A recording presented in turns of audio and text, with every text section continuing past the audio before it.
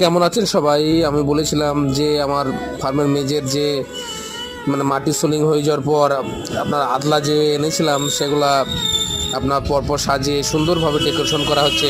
কত সুন্দর লাগছে একটু ভিডিওটা দেখে বলবেন কেমন হয়েছে, সেটাও বলবেন যে ভিডিওটা কেমন হয়েছে।